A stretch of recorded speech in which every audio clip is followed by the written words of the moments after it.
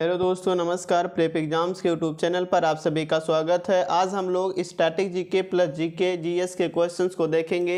ये जो हमारी परीक्षा यूपी ट्रिपल एसी पेट है, इसके लिए जो है बहुत ही ज़्यादा महत्वपूर्ण है और ये हमारा प्रैक्टिस सेट नंबर 2 है। तो आज का पहला क्वेश्चन जो दिया गया है कि बिंदुसार जो है किसका पुत्र था। फर्स्ट क्वेश्चन दिया गया है कि बिंदुसार जो है किसका पुत्र था। ऑप्शन ए अशोक का, ऑप्शन बी है अकबर का, ऑप्शन सी है चंद्रगुप्त मौर्य का, ऑप्शन सी है शिवाजी का।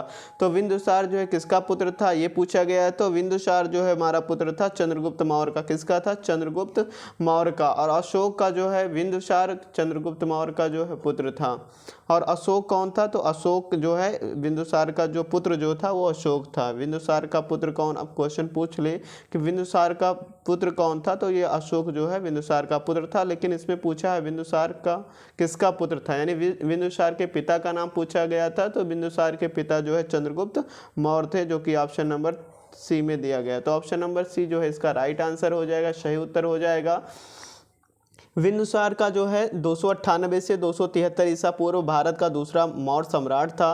वह चंद्रगुप्त मौर्य का पुत्र था और अशोक का जो इसके पिता थे। अशोक का जो है पिता था, अशोक का पिता चंद्रगुप्त मौर्य का पुत्र था।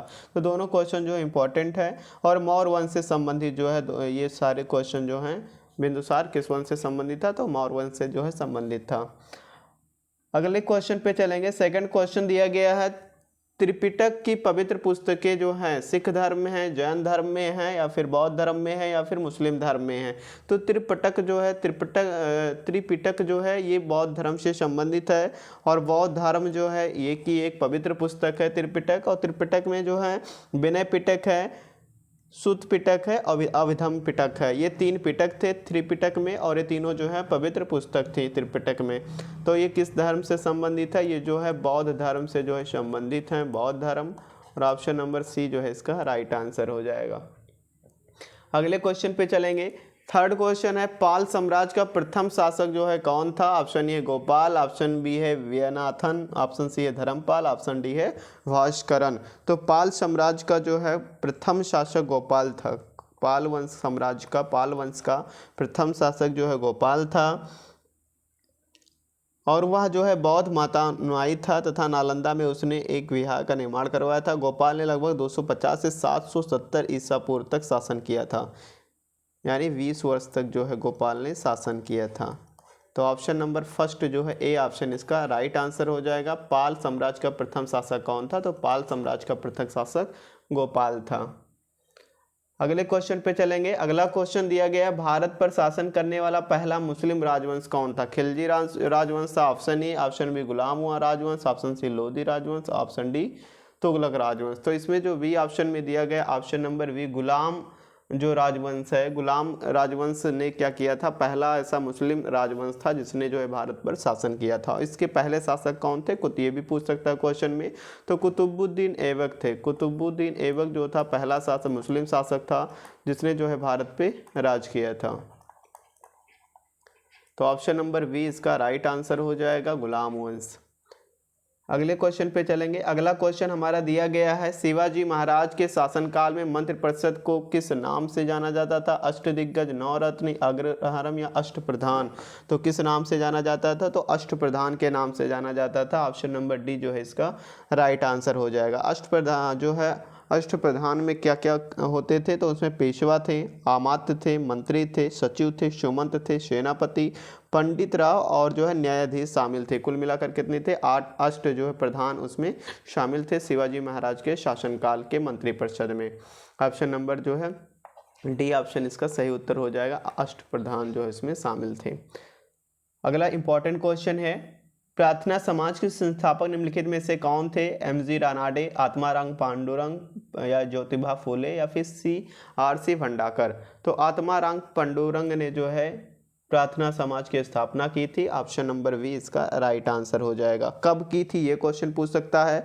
तो 1867 में जो है 1867 में आत्माराम पांडुरंग ने जो है मुंबई में जो है इसकी स्थापना की थी, प्रार्थना समाज की स्थापना।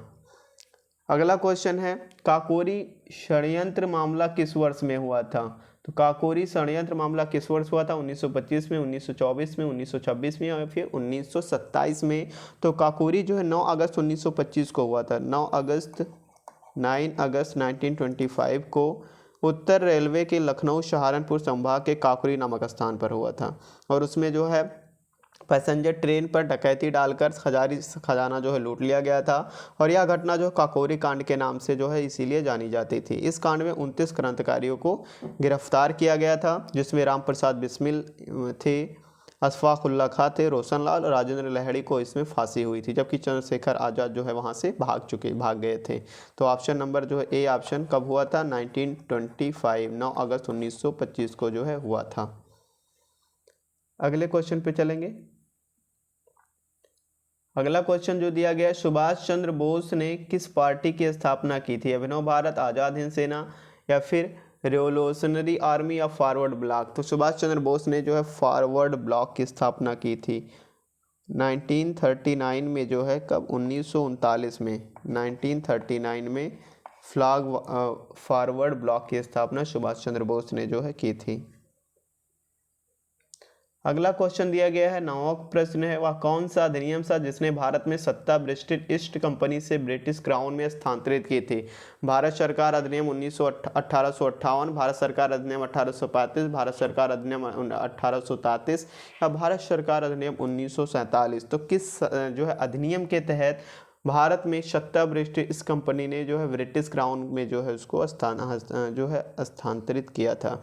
तो ये भारत सरकार अधिनियम 1858 ऑप्शन ए में जो दिया गया है, ऑप्शन ए जो इसका राइट आंसर हो जाएगा। ब्रिटिश ईस्ट इंडिया कंपनी से छीनकर ब्रिटिश क्राउन को स्थानांतरित कर दिया था। Board of director, board of control के समस्त अधिकार भारत सचिव को जो है सौंप दिया गया था। तो भारत सरकार अधिनियम 1858 इसका सही उत्तर हो जाएगा।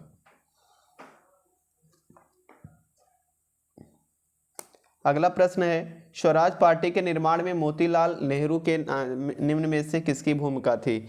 तो स्वराज पार्टी में सुरेंद्रनाथ बनर्जी की, सुभाष चंद्र बोस की, विपिन चंद्र पाल, या चित्तरंजन दास? तो किसकी थी? तो असहयोग आंदोलन की असफलता जब हुई तो उसके बाद स्वराज पार्टी का गठन किया था। असफलता के बाद जो है असहयोग आंदोलन के स्वराज पार्टी का गठन 1923 में, ये भी क्वेश्चन पूछ सकता कब किया गया था? 1923 में जो है किया गया था। और CR दास, चित्तरंजन दास और मोतीलाल नेहरू ने किया था। CR दास इसके अध्यक्ष था, मोतीलाल नेहरू इसके महासचिव थे। तो चित्तरंजन दास जो है इसका राइट आंसर हो जाएगा। ऑप्शन नंबर डी जो है चित्तरंजन दास, CR दास इसका सही उत्तर हो जाएगा। भारत में सर्वाधिक जैव विविधता कहाँ पाई जाती? कश्मीर घाटी में, फूलों की घाटी में, शांत घाटी में, या फिर सुरमा घाटी में? तो भारत में सर्वाधिक जैव विविधता जो है किस घाटी में पाई जाती है? तो शांत घाटी, जो कि केरल में स्थित है। शांत घाटी जो है कहाँ पे? केरल में स्थित है। ये भी पूछ सकता है कि शांत घाटी किस राज्य में स्थित है? तो केरल राज्य में स्थित है। और यहाँ पे जो है सबसे ज़्यादा जैव विविधता जो है पाई जाती है। अगले क्वेश्चन पे चलेंगे। कहाँ भागीरथी और अलकनंदा मिलकर गंगा बनती है? कर्णप्रयाग में, देवप्रयाग में, या फिर रुद्रप्रयाग में, या फिर गंगोत्री में? तो ये भागीरथी और अलकनंदा जो है देवप्रयाग में मिलती हैं। कहाँ पे? देवप्रयाग में मिलकर ये जो है क्या बनती हैं? गंगा का रूप जो है धारण करती हैं। और ये दोनों नदियाँ उत्तराखंड के देवप्रयाग में मिलती हैं, और वहीं से इनको गंगा के नाम से जाना जाता है। ऑप्शन नंबर बी इसका सही उत्तर हो जाएगा। इसमें जितने भी क्वेश्चन हैं सभी के सभी इंपॉर्टेंट हैं। अगला क्वेश्चन, कौन सा ग्रह सबसे ज़्यादा चमकीला होता है? ऑप्शन ए है मंगल, ऑप्शन बी है शुक्र, ऑप्शन सी है बुध, ऑप्शन डी है बृहस्पति। तो सबसे ज़्यादा चमकीला ग्रह शुक्र होता है। शुक्र जो हमारा होता है सबसे ज़्यादा चमकीला ग्रह होता है। इसको भोर का तारा और फिर सुबह का तारा, जो भोर का तारा, सांझ का तारा भी जो कहते हैं। ये मंडल का जो है सौर मंडल का सबसे चमकीला ग्रह होता है। इसको भोर का तारा और सांझ का तारा दोनों कहते हैं। तो ये भी क्वेश्चन कई बार एग्जाम में पूछा गया है कि भोर का तारा और सांझ का तारा किसको कहा जाता है? तो ऑप्शन नंबर बी शुक्र को जो है कहा जाता है। शुक्र जो इसका राइट आंसर हो जाएगा।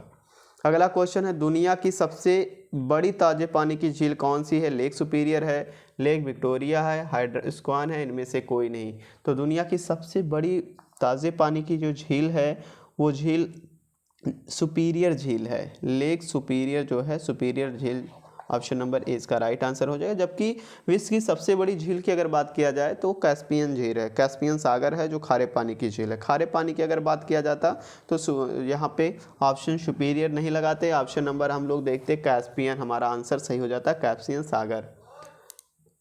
अगले क्वेश्चन पे चलेंगे। अगला क्वेश्चन हमारा दिया गया, दक्षिण भारत की सबसे ऊंची चोटी है अनायमुखी, दोदा बेटा, अमरकंटक या फिर महेंद्रगिरी।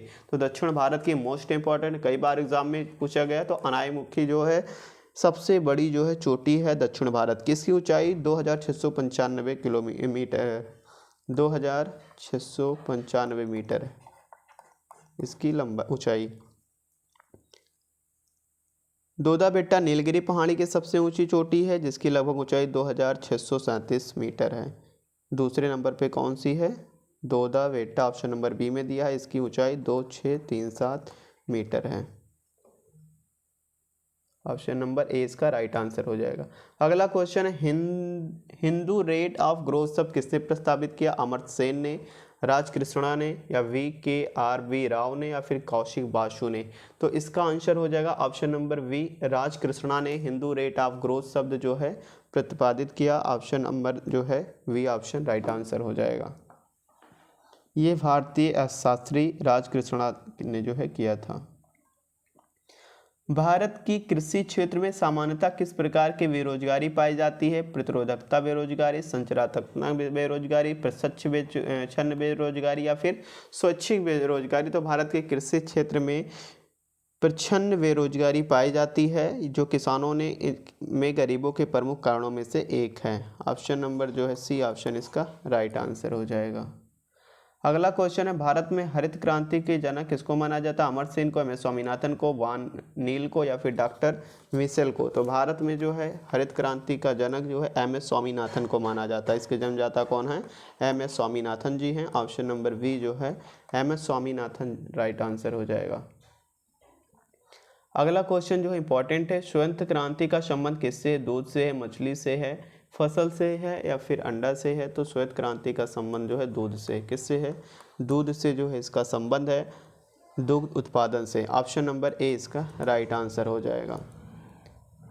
अगले क्वेश्चन पे चलेंगे, वित्तीय वर्ष 2022-23 में राजकोषीय घाटे का अनुमान किया था? GDP 3.6 या GDP 6.6% या GDP 5.9% या GDP 6.4%। 2022-23 में राजकोषीय घाटे का जो है अनुमान था 6.4 GDP। Option number D option इसका राइट आंसर हो जाएगा।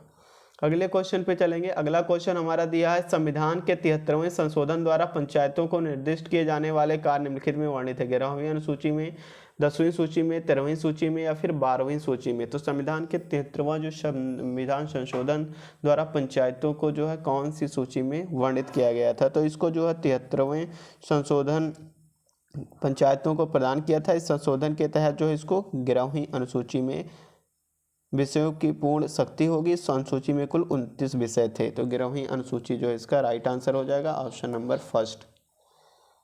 अगले क्वेश्चन पे चलेंगे, यदि सरकार राज्यसभा में पराजित हो जाए तो क्या होता है? प्रधानमंत्री अपना त्यागपत्र दे दे, संसद भंग हो जाती है, राष्ट्रपति शासन लागू हो जाता, उपयुक्त में से कोई कुछ नहीं। तो यह सरकार राज्यसभा में पराजित हो जाए तो सरकार लोकसभा के प्रति सामूहिक रूप से उत्तरदायी होता है। तो क्या होता है? राष्ट्रपति शासन। यह सरकार राज्यसभा में पराजित हो जाए तो क्या होगा? Option A, option B, option C, option D. तो इसमें से जो है कौन सा ऑप्शन सही हो जाएगा? तो यदि सरकार राज्यसभा में पराजित हो जाए, सरकार के ऊपर कोई प्रभाव नहीं पड़ेगा, उपरोक्त में से कोई नहीं, यानी कोई प्रभाव नहीं पड़ेगा। ऑप्शन नंबर डी इसका जो है राइट आंसर हो जाएगा। अगले क्वेश्चन पे चलेंगे, राष्ट्रपति के उम्मीदवार के लिए आवश्यक नहीं है वर्ष 35 वर्ष की हो चुकी हो, पढ़ा लिखा हो, लोकसभा का सदस्य निर्वाचित होने के अर्हत हो, या भारत का नागरिक हो। तो राष्ट्रपति जो है उम्मीदवार के लिए क्या आवश्यक नहीं? 35 वर्ष की आयु पूर्ण हो चुका हो, ये सही है। लोकसभा का सदस्य निर्वाचित होने के लिए अर्हत हो, ये भी सही है। और फिर भारत का नागरिक है, तीनों होने चाहिए। लेकिन इसमें जो है राष्ट्रपति के उम्मीदवार के लिए क्या आवश्यक नहीं? पढ़ा लिखा हो। ये कोई ज़रूरी नहीं है कि जो हो पढ़ा लिखा हो। ऑप्शन नंबर बी जो है इसका राइट आंसर हो जाएगा। अगले क्वेश्चन पे चलेंगे।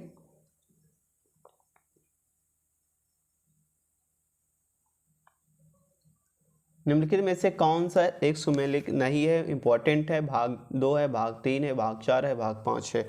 तो भाग 2 में क्या दिया गया है, इनमें से कौन सा जो है सही सुमेलित नहीं है।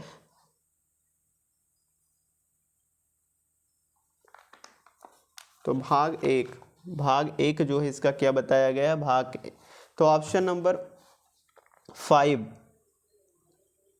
42वें संविधान संशोधन के द्वारा संविधान के भाग 4 के बाद एक नया 4A जोड़कर नागरिकों के मूल कर्तव्य को समाविष्ट किया गया था। यानी 4 फर्स्ट तो सेकंड जो है नागरिकता है, सेकंड जो है इसकी क्या है नागरिकता है, थर्ड है मूल अधिकार, 4 है राज्य के नीति निर्देशक तत्व, लेकिन 4A हो गया था, 4A जो है इसके बाद में जो है मूल कर्तव्य का था। तो ऑप्शन नंबर डी जो है इसका सुमेलित जो नहीं होगा।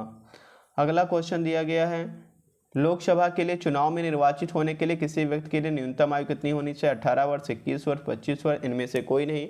लोकसभा के लिए चुनाव में जो है निर्वाचित होने के लिए न्यूनतम आयु कितनी होनी चाहिए, तो लोकसभा के लिए जो न्यूनतम आयु 25 वर्ष होनी चाहिए। कितने वर्ष, 25 वर्ष जो है होना चाहिए, 25 वर्ष इसका जो है राइट आंसर हो जाएगा। और राज्यसभा में निर्वाचित होने के लिए न्यूनतम आयु 30 वर्ष। ये भी पूछ सकता है कि जो है ये लोकसभा के लिए जो है 25 वर्ष है और राज्यसभा के लिए न्यूनतम आयु कितनी होनी चाहिए, 30 वर्ष होनी चाहिए। तो दोनों जो है इम्पॉर्टेंट है। और मतदान करने के लिए न्यूनतम आयु कितना होना चाहिए, 18 वर्ष होनी चाहिए। ये सभी जो है इसके लिए इम्पॉर्टेंट है। Thanks for watching. जो लोग पहली बार हमारे यूट्यूब चैनल से जुड़े हैं, सब्सक्राइब करके बेल आइकन को प्रेस कर दें, जिससे आने वाली लेटेस्ट वीडियो आप तक पहुँच सके।